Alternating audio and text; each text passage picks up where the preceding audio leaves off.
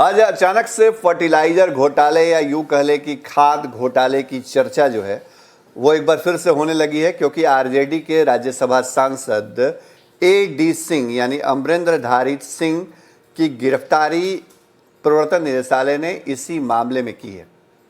ED ने RJD के राज्यसभा सांसद एडी सिंह को गिरफ्तार किया है, लेकिन आखिर अमरेंद्रधारी सिंह की गिरफ्तारी क्यों हुई? फर्टिलाइजर घोटाला या खाद घोटाला क्या है? कौन सा खेल हुआ था और कैसे कई हजार करोड़ रुपए सरकार को चूना घोटालेबाजों ने लगा दिया? आज इसकी पूरी कहानी हम आपको बताने बैठे हैं। सबसे पहले शुरुआत करते हैं आज की खबर से। आज की खबर ये कि ईडी ने अमरेंद्रधारी सिंह को दिल्ली से गिरफ्तार किया है और उनके कई संपत्तियों पर ईडी की पहले से नजर थी और अब कार्रवाई की गई है। आइए आपको पूरी कहानी बताते हैं। जिस घोटाले में गुरुवार को ईडी ने अमरेंद्रधारी सिंह को गिरफ्तार किया है वह कई हजार करोड़ रुपए का घोटाला है। देश की सबसे बड़ी सहकारी संस्था इफ्को और भारत सरकार की कंपनी इंडियन पोटास लिमिटेड ने कई निजी कंपनियों के साथ मिलकर इस घोटाले को अंजाम दिया था। सारा खेल सरकार से किसानों को यानी खाद और उर्वरक पर मिलने वाली सब्सिडी के बंदरपाट से जुड़ा हुआ है। कई सालों तक निजी कंपनियों के साथ मिलकर के इफ्को और इंडियन पोटास जैसी कंपनियों के अधिकारियों ने इस बड़े घोटाले को अंजाम दिया और कई हजार करोड़ रुपए डकार लिए। इसी मामले में अमरेंद्रधारी सिंह की गिरफ्तारी हुई है। 8 सालों तक लगातार हुए इस खेल में कई हजार करोड़ रुपए की लूट हुई।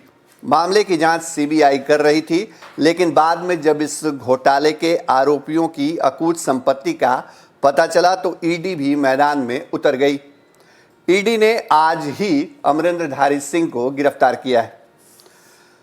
पहले हम आपको समझाते हैं कि यह घोटाला हुआ कैसे। दरअसल केंद्र सरकार किसानों को दी जाने वाली यूरिया, पोटास जैसे उर्वरक पर मोटी सब्सिडी देती है। किसानों के लिए यूरिया, पोटास जैसे खाद पर दाम फिक्स कर दिया जाता है। खाद बनाने वाली, आपूर्ति करने वाली कंपनियां सरकार को खाद का लागत मूल्य बताती हैं। किसानों के लिए तय किए गए दाम के अलावा लागत मूल्य का जो डिफरेंस होता है उसे केंद्र सरकार कंपनियों को सब्सिडी के तौर पर दे देती है। और यही खेल हुआ इस पूरे मामले में, जो फर्टिलाइजर घोटाला जिसे कहा जा रहा है। दरअसल जो हुआ और जो उदाहरण है, उदाहरण के तौर पे मान लीजिए कि अगर सरकार ने तय कर दिया कि किसानों को यूरिया 100 रुपये प्रति बोरी पर मिलेगा, तो उन्हें यानी किसानों को 100 रुपये प्रति बोरी पर ही यूरिया दी जानी है। वहीं खाद्य आपूर्ति करने वाली संस्था इफ्को ये कहती है कि उसका यूरिया खाद की एक बोरी पर लागत 150 रुपये है, तो सरकार 50 रुपये की सब्सिडी इफ्को को दे देगी। सब्सिडी के इसी खेल में कई हजार करोड़ रुपए का घोटाला जो है वो कर लिया गया। खाद सब्सिडी घोटाले की जांच कर रही सीबीआई के मुताबिक सहकारी संस्था इफ्को और इंडियन पोटास लिमिटेड ने साल 2007 से लेकर के 14 के बीच हजारों करोड़ के इस घोटाले को अंजाम दिया। दोनों कंपनियों ने देश और विदेश की कुछ खाद और कच्चा माल आपूर्ति करने वाली कंपनियों के साथ साठगांठ की। उनसे बाजार भाव से काफ़ी महंगे दर पर यूरिया, पोटास से लेकर अन्य उर्वरक, खाद और कच्चा माल की सेटिंग की गई। कागजों पर यह दिखाया गया कि काफ़ी ऊंचे दाम पर विदेशों में खाद और कच्चा माल मंगवाया गया है, लेकिन किसानों को तो दाम फिक्स करके ही खाद देना था। लिहाजा कीमत जो है वो खाद की बढ़ा दी गई, उत्पादन शुल्क बढ़ा दिया गया और बीच का जो मार्जिन है, मतलब जो किसानों को रेट, जिस रेट पर खाद मुहैया कराना था, बेचना था, और जो लागत मूल्य दिखाई गई, उसके बीच का जो डिफरेंस है, वही डिफरेंस, वही पैसा घोटालेबाजों ने डकार लिया।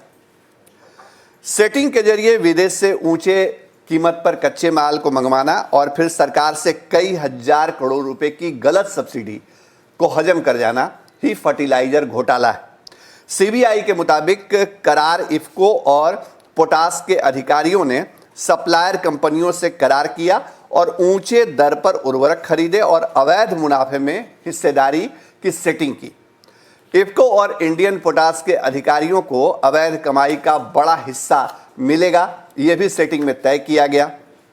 लिहाजा इफको और इंडियन पोटास के अधिकारियों के साथ साथ विदेशों से खाद आपूर्ति करने वाली कंपनियां मालामाल हो गई। खाद आपूर्ति घोटाले में पिछले महीने ही सीबीआई ने इफको और इंडियन पोटास के एमडी को लेकर के कई जगहों पर छापेमारी की थी। इफको के एमडी रहे यूएस अवस्थी और इंडियन पोटास के एमडी रहे परविंदर सिंह गहलोत के 12 ठिकानों पर एक साथ छापेमारी की गई थी। सीबीआई की इस छापेमारी में पता चला कि खाद घोटाले में सिर्फ दोनों अधिकारियों ने 685 करोड़ रुपए का कमीशन लिया। दोनों अधिकारियों के बेटों के नाम पर कमीशन का पेमेंट हुआ। फर्जी कागजों के सहारे इस अवैध लेन देन को वैध बनाने की कोशिश की गई, लेकिन सीबीआई की प्रारंभिक जांच में ही सारा मामला सामने आ गया। दरअसल सीबीआई ने पिछले महीने जो छापेमारी की थी उससे बड़े पैमाने पर अवैध कमाई का मामला सामने आया और इसके बाद ईडी जो है वो सक्रिय हो गया था। इनमें इफको और इंडियन पोटास के अलावे उन कंपनियों के भी नाम सामने आए जिन कंपनियों को इस घोटाले में शामिल किया गया या जिनके जरिए खेल खेला गया। लिहाजा ईडी को भी इस मामले में जांच में शामिल किया गया। प्रवर्तन निदेशालय के सूत्रों के मुताबिक खाद सब्सिडी घोटाले में ज्योति ट्रेडिंग नाम की एक कंपनी जो है वो सामने आई और ज्योति ट्रेडिंग कंपनी के बारे में कहा जाता है कि फर्टिलाइजर घोटाले में अगर सबसे ज़्यादा किसी के वारे न्यारे हुए तो वह ज्योति ट्रेडिंग कंपनी है। अब ये ज्योति ट्रेडिंग कंपनी क्या है?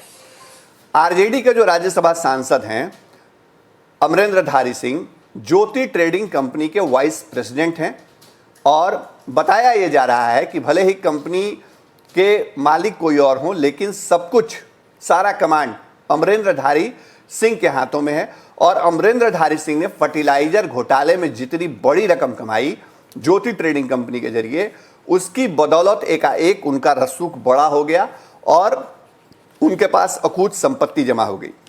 ईडी के कान खड़े हुए और ईडी ने लगभग 5 अलग अलग शहरों में अमरेंद्रधारी सिंह के संपत्तियों का आकलन किया, उसकी पूरी जानकारी इकट्ठा की और ईडी के सूत्र बता रहे हैं कि जब प्रवर्तन निदेशालय को यह लग गया कि जो संपत्ति अमरेंद्रधारी सिंह के पास है दरअसल वो संपत्ति कहीं ना कहीं फर्टिलाइजर घोटाले के जरिए ही इकट्ठी की गई है, तो आखिरकार आज सुबह यानी गुरुवार की सुबह अमरेंद्रधारी सिंह की गिरफ्तारी हो गई। यानी आरजेडी के राज्यसभा सांसद इस बड़े घोटाले में जो कई हजार करोड़ रुपए का है, उस बड़े घोटाले में एक किंगपिन के तौर पर या किंगपिन के सहयोगी के तौर पर उनकी पहचान हुई है और जो सबसे ज़्यादा मुनाफा या घोटाले का पैसा अगर कहीं गया है तो वो पैसा उनकी ज्योति ट्रेडिंग कंपनी के पास गई है।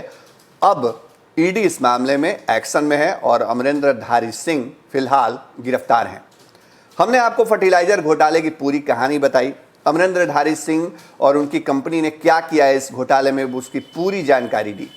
तमाम इसी तरह अंदर की खबरें आपके लिए हम लाते रहेंगे।